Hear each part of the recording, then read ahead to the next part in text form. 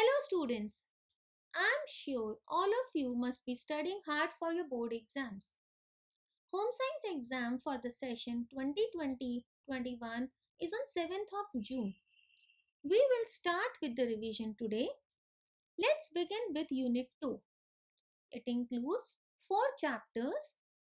पाठ 2 नैदानिक पोषण और आहारिकी, पाठ 3 जन पोषण तथा स्वास्थ्य, पाठ 5 खाद्य प्रसंस्करण और प्रौद्योगिकी, पाठ 6 खाद्य गुणवत्ता और खाद्य सुरक्षा. Students, please note that chapter 4 Khan पान व्यवस्था और भोजन सेवा प्रबंधन इस एकेडमिक सेशन में डिलीट हो चुका है. तो टोटल वेटेज इन 4 चैप्टर्स की है 18 मार्क्स, यानी कि आपके एग्जाम में इन 4 लेसन्स में से 18 मार्क्स का पेपर आएगा. मैं आपके साथ इन लेसन्स के कुछ रिक्त स्थान डिस्कस करूंगी. So let's begin. क्वेश्चन 1. पोषण की कमी व अधिक खाने से डैश की स्थिति पैदा होती है. इसका उत्तर है असंतुलित पोषण. बच्चों, हमने पाठ 3 में पढ़ा है कि कुपोषण 3 प्रकार का होता है. अत्यधिक पोषण यानी कि जरूरत से ज्यादा पोषक तत्व, अपर्याप्त पोषण मतलब कम मात्रा में पोषक तत्व ग्रहण करना, तथा असंतुलित पोषण. क्वेश्चन 2. बच्चों के आंख में डैश विकार का सबसे सामान्य कारण है. इसका उत्तर है जी हाँ, VAD, विटामिन ए डेफिशिएंसी या विटामिन ए की कमी. पाठ 3 में ही हमने पढ़ा है कि विटामिन ए की कमी भारत में पोषण संबंधी समस्याओं में से एक है. विटामिन ए की कमी का सबसे बुरा प्रभाव आंखों पर पड़ता है तथा रतौंधी नामक रोग हो जाता है. क्वेश्चन 3. जीवाणु को वृद्धि व गुणा करने के लिए डैश एवं डैश स्थिति अपेक्षित होती है. उत्तर नमी व उचित तापमान. लेसन 5 में हमने पढ़ा कि सूक्ष्म जीवों की जैविक वृद्धि 4 कारकों पर निर्भर करती है, जैसे कि अनुकूल तापमान, हवा, नमी एवं पीएच अनुकूलता. तो बच्चों, आप इनमें से कोई भी 2 ऑप्शंस लिख सकते हैं. Question 4.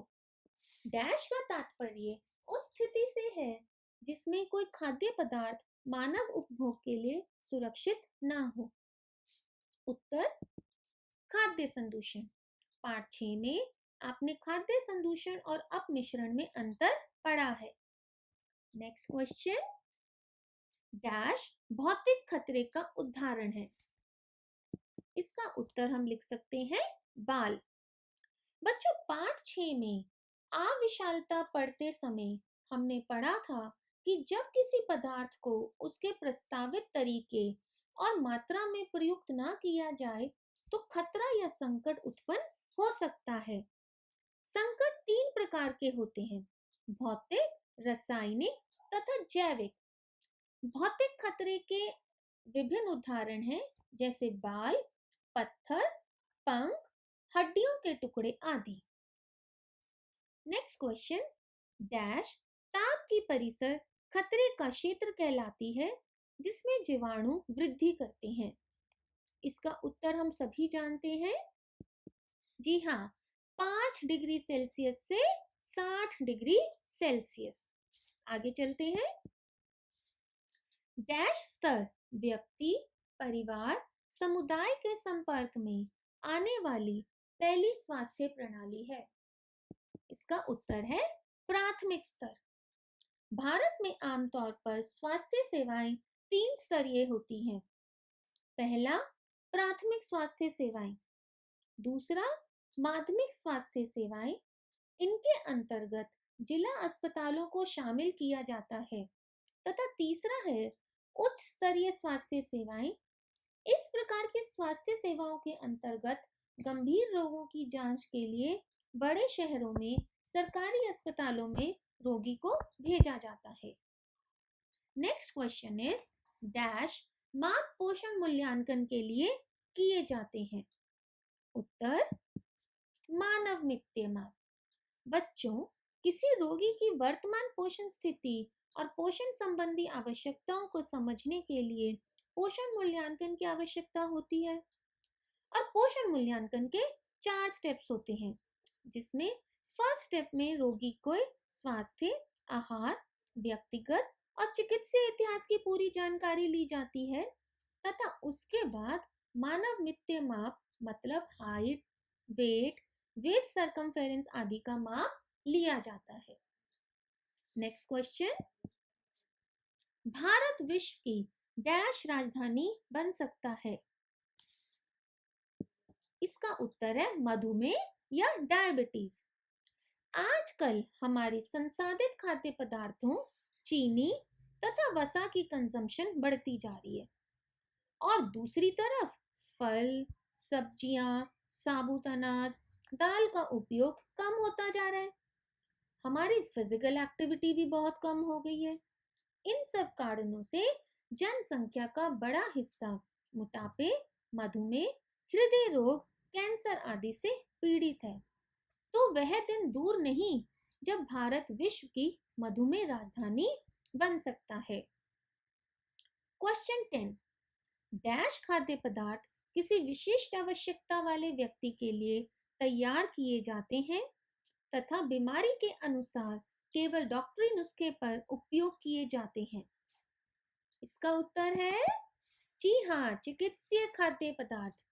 For example, high blood pressure के पेशेंट्स को कम सोडियम वाला नमक लेने की सलाह दी जाती है। क्वेश्चन 11, खाद्य पदार्थों से प्राप्त प्रतिऑक्सीकारक जो व्यक्ति के पोषण में महत्वपूर्ण भूमिका निभाते हैं, उसका उदाहरण है, सोचें, बीटा कैरोटीन। इसके अन्य उदाहरण है विटामिन ई, सेलेनियम एवं विटामिन सी। पादप रसायन हमारी रोगों से लड़ने की क्षमता को बढ़ाते हैं।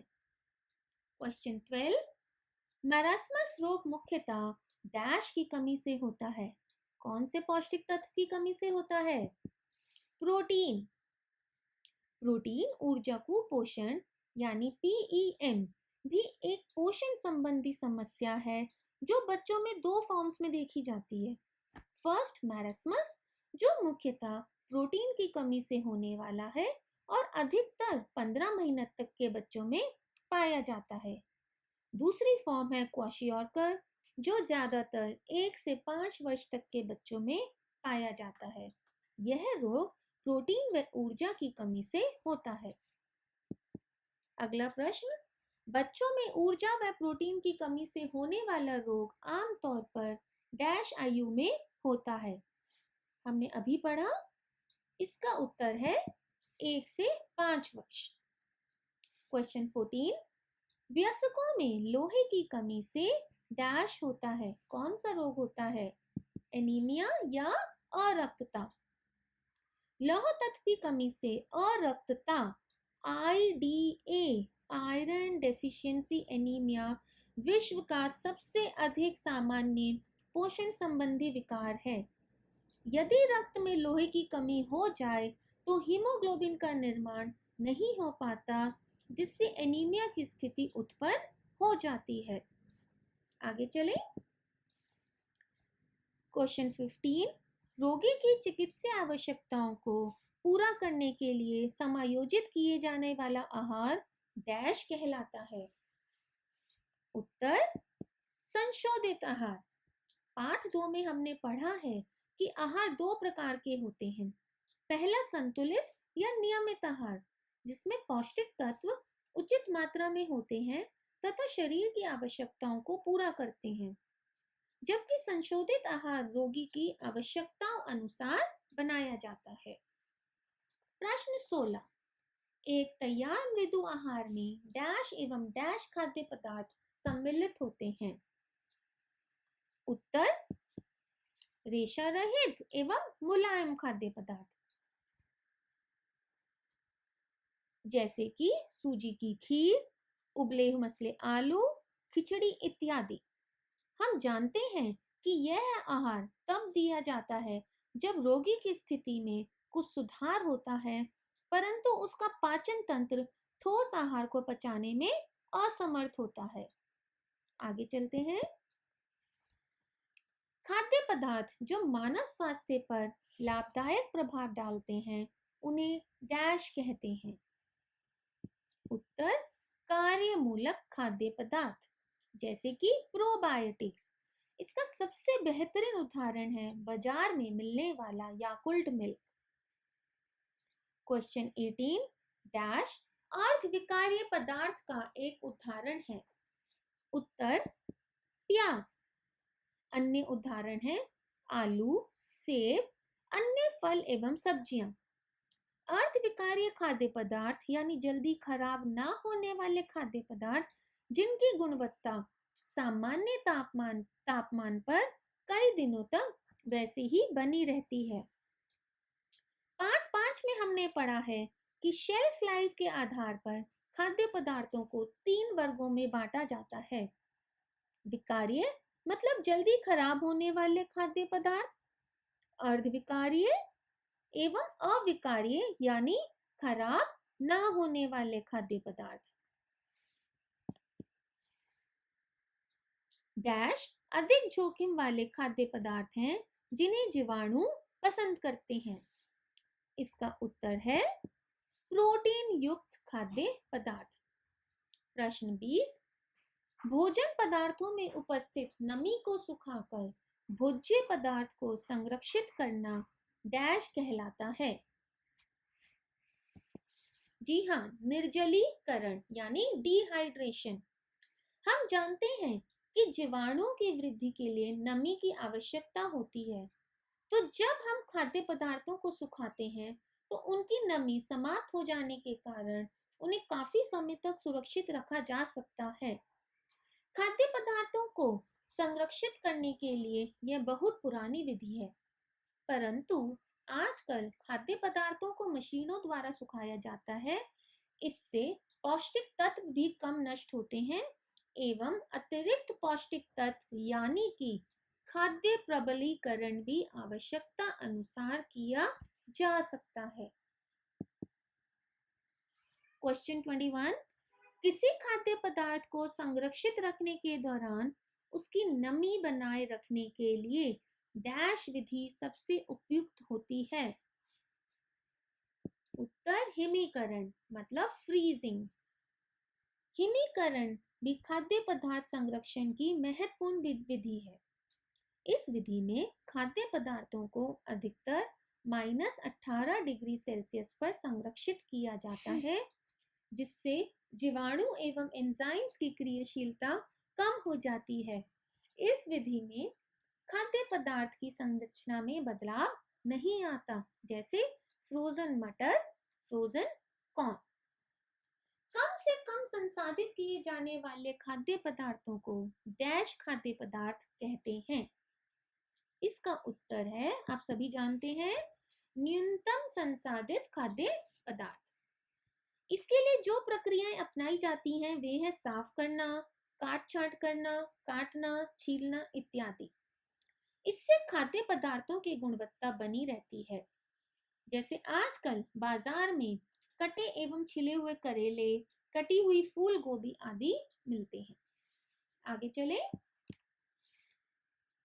डैश खाद्य पदार्थ विभिन्न संगठकों को मिलाकर और संसाधित करके तैयार किए जाते हैं। आंसर, फॉर्मूलाबद्ध खाद्य पदार्थ, for example bread, biscuit, cake, ice cream. Question 24 निम्न रक्तचाप यानी लो ब्लड प्रेशर में डैश के सेवन को प्राथमिकता देनी चाहिए। उत्तर, सोडियम। यह संशोधित आहार का उदाहरण है। 25 ऑपरेशन के उपरांत रोगी को डैश पोषक तत्व की अधिक आवश्यकता होती है। सोचें और उत्तर दें। जी हाँ, प्रोटीन। यह भी संशोधित आहार में पोषक तत्वों के परिवर्तन करने का उदाहरण है। परंतु यदि रोगी का गुर्दा खराब है तो कम प्रोटीन देने की सलाह दी जाती है। क्वेश्चन 26, जैम, जेली, मुरब्बा आदि संसाधित खाद्य पदार्थ डैश खाद्य पदार्थों के उदाहरण है। इसका उत्तर है विनिर्मित। इसमें रॉ मटेरियल यानी कच्ची सामग्री के मूल गुण काफी हद तक समाप्त हो जाते हैं।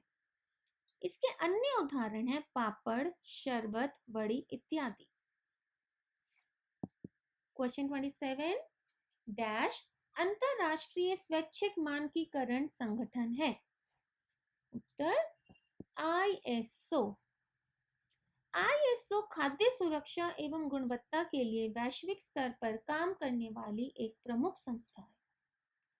कोडेक्स एलिमेंटेरियस कमीशन यानी सीएसी एवं डब्ल्यूटीए भी इंटरनेशनल ऑर्गेनाइजेशंस के एग्जाम्पल्स हैं। क्वेश्चन 28, डैश को पाश्चुरीकरण विधि का जनक कहा जाता है। ये हम सभी जानते हैं। इसका उत्तर है लुईस पाश्चर। पाश्चुरीकरण विधि खाद्य पदार्थों को सूक्ष्म जीवों से सुरक्षा प्रदान करने की दिशा में एक क्रांतिकारी कदम था। आगे चलें। रोगी को नली द्वारा भोजन खिलाने से उसे डैश भोजन दिया जा सकता है।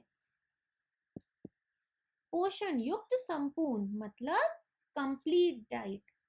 हमने पाठ 2 में पढ़ा है कि रोगी को भोजन देने के 2 तरीके हैं, नली द्वारा एवं अंतःशिरा। नली द्वारा भोजन खिलाने में पोषण युक्त संपूर्ण भोजन नली द्वारा रोगी को दिया जाता है। व्यक्ति को जो कुछ नली के माध्यम से खिलाया जाता है वह उसे पचा लेता है और अवशोषित कर लेता है। क्वेश्चन 30, खाद्य पदार्थों में रासायनिक दूषण का प्रमुख उदाहरण है विषैली धातुएं। इसके अन्य उदाहरण है कीटनाशक, रासायनिक अवशेष, खाद्य रंग इत्यादि। नेक्स्ट क्वेश्चन, किसी रोगी की पोषण संबंधी आवश्यकताओं को समझने के लिए किसकी आवश्यकता होती है? इसका उत्तर है नैदानिक पोषण। That's all for today. I hope all of you have understood all the questions. Please do tell me in comment box how many answers did you get right, and if you have any doubt, please feel free to ask me. And don't forget to like my video and subscribe to my channel. Thank you.